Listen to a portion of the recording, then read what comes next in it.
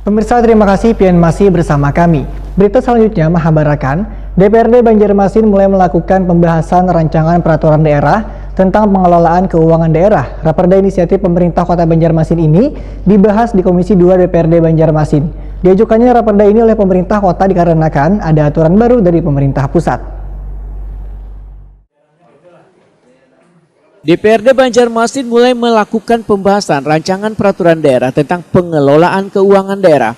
Raperda inisiatif pemerintah Kota Banjarmasin ini dibahas di Komisi 2 DPRD Banjarmasin jelang tengah hari Senin 7 Juni 2021.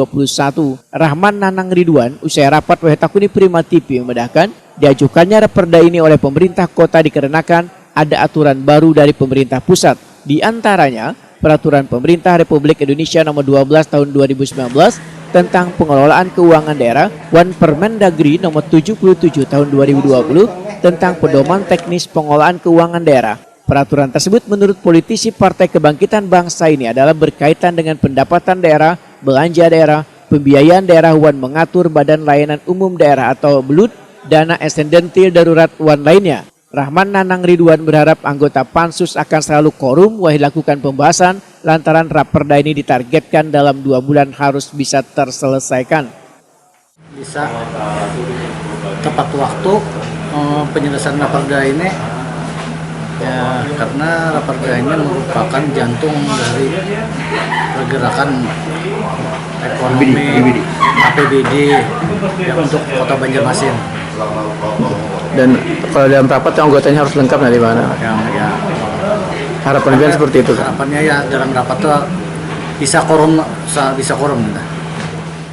Sementara itu Wakil Ketua Pansus Raperda Pengelolaan Keuangan Daerah Gusti Yasni Iqbal menyatakan bila raperda ini adalah peraturan dari pengelolaan keuangan daerah, sehingga bila nantinya raperda ini sudah disahkan menjadi peraturan daerah, maka setiap adanya pembahasan yang berkaitan dengan keuangan daerah harus sesuai dengan raperda tersebut. Politisi Partai Gerindra ini menegaskan setelah dibahas secara intern, kemudian akan dilakukan studi banding ke daerah yang sudah memiliki perda tersebut. Setelah itu dibawa ke Kementerian Dalam Negeri.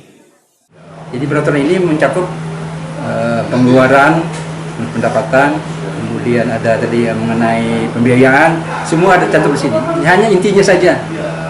Nanti di belakangnya ada lagi draft-draft lain, ada penjabarannya gitu kan. Misalnya di peraturan wali kota yang membahas teknisnya ada lagi. Yang intinya saja. Pak, ada rencana dibawa kemana Pak untuk memperdalam ini Pak? Ini sementara ini kita akan bahas lagi di intern Pansus.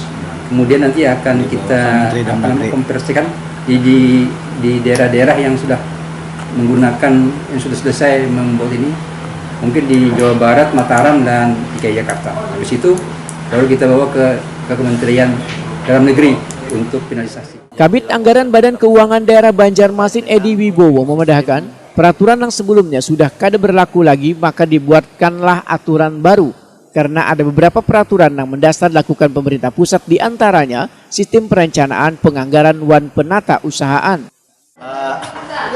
Ada beberapa perubahan-perubahan mendasar yang dilakukan oleh pemerintah pusat terkait dengan sistem perencanaan, penganggaran, dan penata usahaan.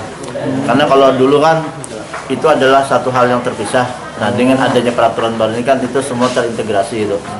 Jadi mulai dari sistem perencanaan, pengelolaan penganggaran, sampai dengan penata usahanya dan pertanggungjawabannya. Sementara itu Kasubag Perundang-undangan Pemko Banjarmasin Jepri Pransah menyatakan raperda pengelolaan keuangan daerah ini adalah untuk mengharmonisasikan dengan peraturan pemerintah pusat. Menurut Jepri Pransah, peraturan ini menyangkut pokok-pokok keuangan daerah yang sangat penting mulai dari APBD, tata cara pembuatan rencana kerja anggaran wan rincian kewenangan pejabat pengelolaan keuangan. PP 58 kan dicabut, itu sudah diganti dengan PP 12 2019. PP 12 2019 itu mengamanahkan ada beberapa ketentuan yang diatur lebih lanjut dengan peraturan menteri, ada beberapa ketentuan yang diatur dengan perda. Nah, ini yang kita tidak lanjuti. Pokok-pokok pengelolaan keuangan daerah ini ruhnya dari segala pengelolaan keuangan di pemerintah daerah, jadi APBD di situ, tata cara pembuatan RKA di situ, rincian kewenangan pejabat pengelola keuangan di situ. Jadi semua harus disesuaikan sesuai dengan ketentuan yang ada. Jadi ini sifatnya hanya harmonisasi dengan peraturan pusat. Ini masih tahapan awal ya, masih pembahasan awal. Nanti kita Jepri Pransa menambahkan, dalam pembahasan selanjutnya akan menutup kemungkinan akan lebih berkembang lagi.